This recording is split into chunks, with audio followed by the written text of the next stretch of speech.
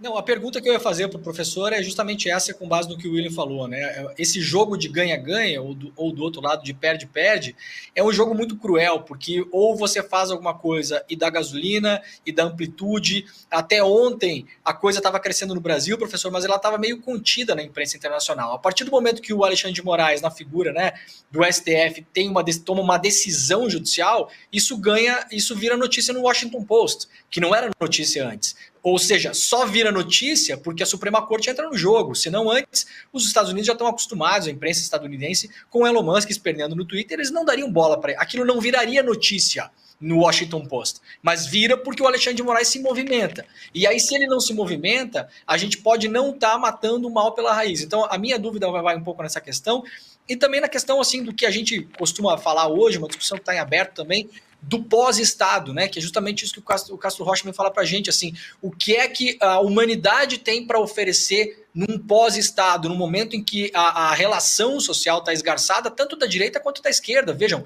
há críticas da maneira como a gente está levando as economias, as democracias liberais, a direita e a esquerda. E a maior parte das pessoas, em boa parte dos países do mundo, no geral, elas acham que o sistema se exauriu. Só que, claro, a pessoa vai fazer uma crítica mais à esquerda ou mais à direita, as críticas podem ser diferentes, mas todo mundo chega num ponto que quase que concorda que o sistema que nós temos hoje não serve mais. Só que a grande questão, professor, é que a extrema-direita parece que ela tem uma resposta para dar para as pessoas. Ela tem um plano, ela tem um mapa. Ela chega e fala, seguinte, pega na minha mão aqui, que se esse mundo aqui está se exaurindo, eu tenho um mundo novo para você. Um mundo novo onde eu vou te dar liberdade. A liberdade de falar o que você quiser, a liberdade de andar armado para onde você quiser.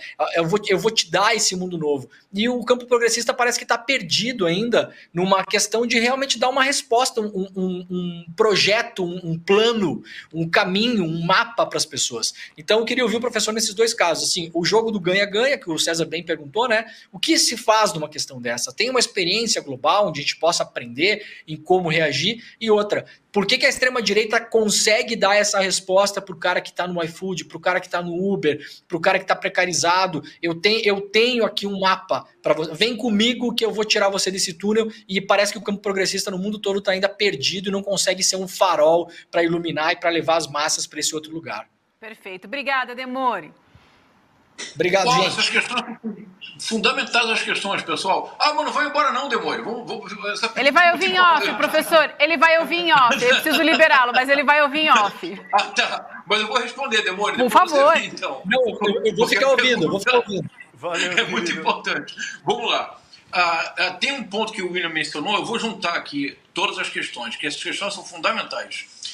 A extrema-direita tem como técnica fundamental, como método, nos manter o tempo todo sob assédio cognitivo.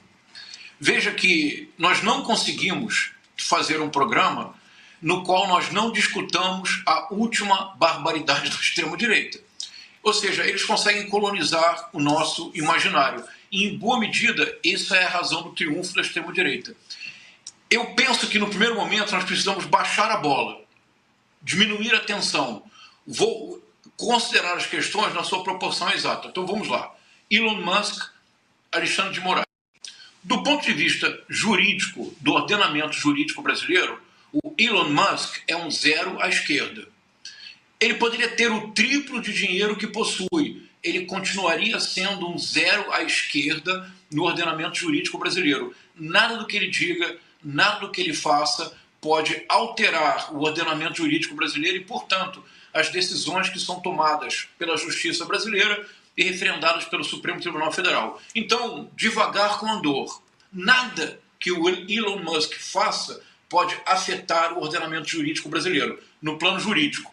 Quando nós dizemos isso da maneira mais clara possível, então tudo começa a ficar mais claro. Porque, veja, mesmo do ponto de vista do ordenamento jurídico brasileiro, o Elon Musk não é nem mesmo um X. Ele não é uma variável. Agora, se ele desejar se tornar uma voz ativa no embate político brasileiro, ele então deve arcar com as consequências da sua ação. Foi o que fez o ministro Alexandre de Moraes ao incluí-lo no inquérito das fake news. Aí surge o que o William e o Demore mencionaram. Ah, mas então parece que nós vamos necessariamente sempre perder porque eles sempre triunfarão. Como assim? Porque uma vez que ele está incluído formalmente no inquérito das fake news, então isso se torna notícia internacional. Não há alternativa. Porque em algum momento vai ser necessário realmente partir para o conflito dentro das regras democráticas. Veja, a ação de vários parlamentares brasileiros escrevendo num inglês, por vezes, incompreensível, sempre cômico, Nicolas Ferreira, Eduardo Bolsonaro, referendando o ataque de um bilionário a uma instituição democrática brasileira, isso configura crime. Quer dizer, nós não podemos simplesmente aceitar que o Jair Bolsonaro, que está sendo investigado, faça uma live e que defenda Elon Musk. Quer dizer, há limites que não podem ser ultrapassados. E aqui é preciso, de fato, ter coragem de ir adiante, como o ministro Alexandre de Moraes está fazendo. Então, a extrema-direita triunfa quando nos mantém o tempo todo sob assédio cognitivo. Não é fácil fugir desse assédio cognitivo, mas não é impossível. O que podemos fazer? Colocar as questões nos seus devidos lugares. Repito, do ponto de vista do ordenamento jurídico, o Elon Musk é um zero à esquerda no ordenamento jurídico nacional.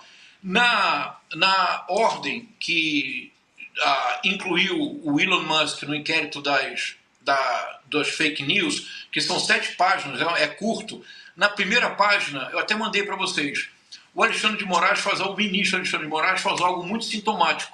Se você puder ler, William Movivian, só o comecinho, porque ele coloca o problema no ordenamento jurídico brasileiro. Vocês conseguem ler só o princípio?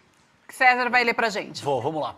Bom, então a gente tem aqui inquérito 4874 do Distrito Federal, o relator é o ministro Alexandre de Moraes, tá? O MPF, decisão. As atividades desenvolvidas na internet são regulamentadas no Brasil, em especial pela Lei 12.965 de 2014, conhecida como Marco Civil da Internet. Destacando-se que tais atividades também estão sujeitas ao princípio da inafastabilidade jurisdicional, artigo 5º da Constituição Federal, conforme previsto expressamente em diversos dispositivos da referida lei. Por exemplo, para fins de quebra de sigilo de dados ou de comunicações, artigo 7º, 2 e artigo 10, para deixar indisponível o conteúdo ilícito gerado por terceiros, artigos 19 e 20, e para obter prova em processo judicial, artigo 22. O ordenamento jurídico brasileiro prevê, portanto, a necessidade de que as empresas que administram serviços de internet no Brasil atendam todas as ordens e decisões judiciais, inclusive as que determinam o fornecimento de dados pessoais ou outras informações que possam contribuir para a identificação do usuário ou do terminal, ou ainda que determinem a cessação da prática de atividades ilícitas com bloqueio de perfis. Os provedores de redes sociais e de serviços de mensageria privada não devem ter nem mais nem menos responsabilidade do que os demais meios de mídia, comunicação e publicidade, principalmente quando direcionam ou monetizam os dados, informações e notícias veiculadas em suas plataformas, auferindo receitas. Professor. Muito obrigado, César. Então, veja, o que fez o ministro Alexandre de Moraes? De maneira exemplar, ele está dizendo, no ordenamento jurídico brasileiro, as opiniões do Elon Musk valem zero, não valem nada. Ele está dizendo qual é o ordenamento jurídico brasileiro. Neste ordenamento jurídico, a espuma Elon Musk não se transformará no tsunami. A tentativa de tornar esta espuma um tsunami é o que move a base bolsonarista, com o objetivo que o Demônio e o César Calejão destacaram: pressionar a favor da anistia para que em 2026 o Jair Bolsonaro possa ser candidato. Então, o primeiro passo é baixar a tensão, colocar as coisas nos seus devidos lugares. Do ponto de vista jurídico, tudo que o Elon Musk diga, nada importa. Pouco importa se ele possui trilhões de dólares. No ordenamento jurídico brasileiro, que está expresso nestes 2 parágrafos perfeitos do ministro Alexandre de Moraes, a opinião dele não conta. Agora, do ponto de vista político, se ele desejar ter voz ativa e se ele procurar atacar e influenciar os cidadãos brasileiros para que ataquem uma determinada instituição, então, do ponto de vista político, ele passa a ser alvo de investigação. Essa é a resposta.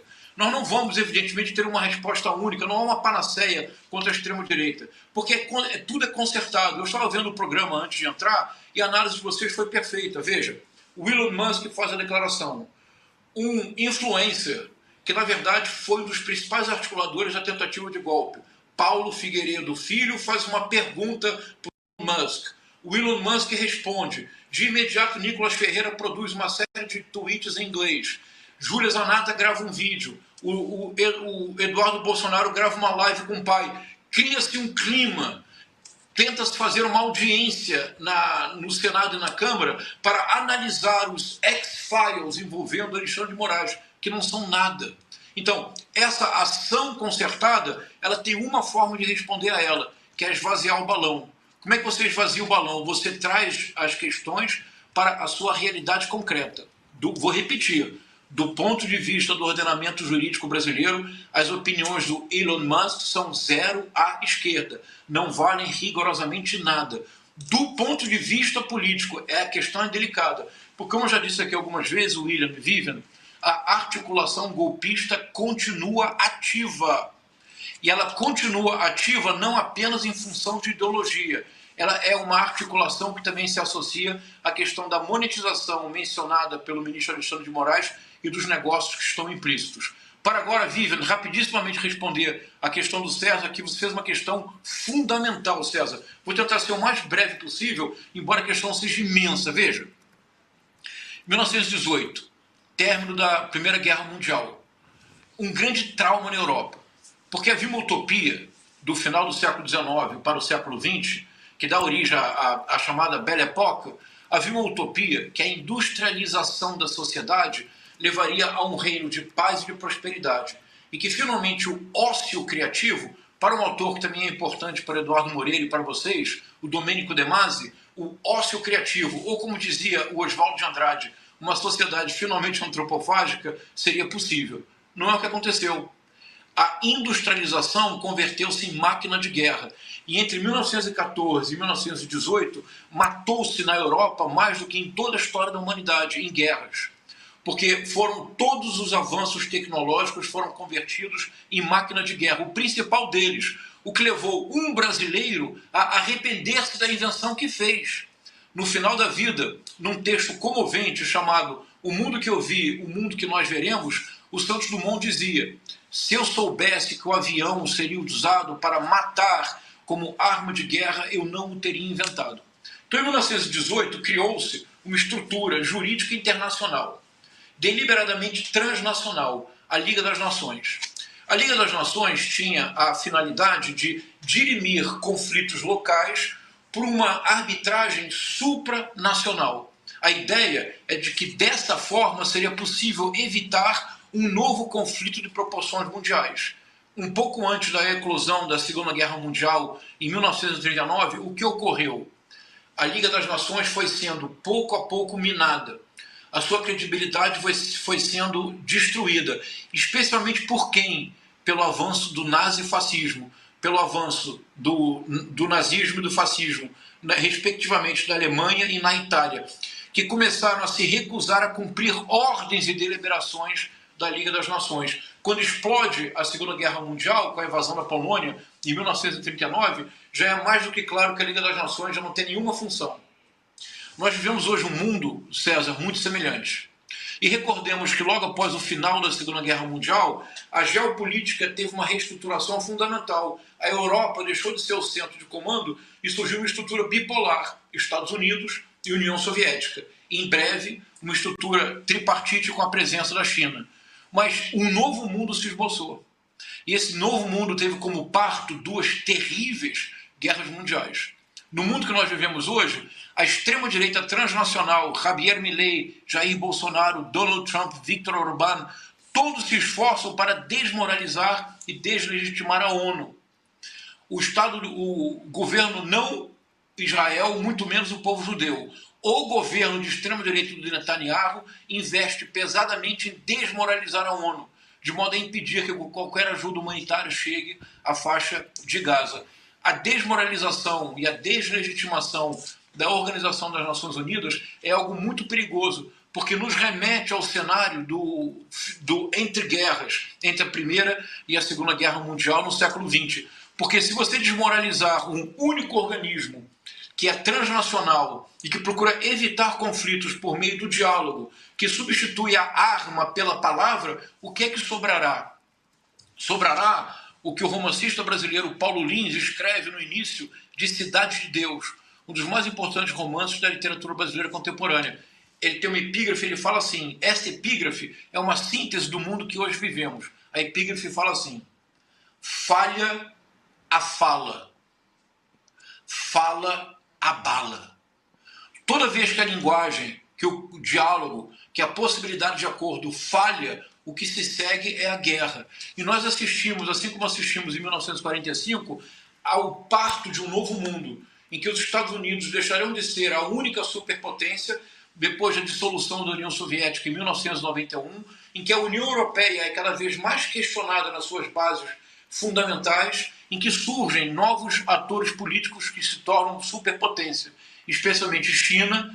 A posição da Rússia ainda é incerta devido à guerra, mas a China cada vez mais se afirma como a potência do futuro. É uma nova circunstância geopolítica. O avanço da extrema-direita transnacional, a utilização da força e da violência como formas de imposição política, também diz a respeito a essa situação que nós vivemos. Portanto, César, todo cuidado do mundo. Nós podemos estar na iminência de uma série de conflitos que podem escalar e se tornarem totalmente fora de controle. Em boa medida, porque assim como aconteceu entre a Primeira e a Segunda Guerra Mundial, esse organismo supranacional, esse organismo capaz de tornar o conflito impossível pela mediação e pelo diálogo, está sendo cada vez mais desmoralizado, que é a Organização das Nações Unidas. Mas, pessoal, muitíssimo obrigado. Olha, a combinação das perguntas de vocês daria certamente para organizar um seminário.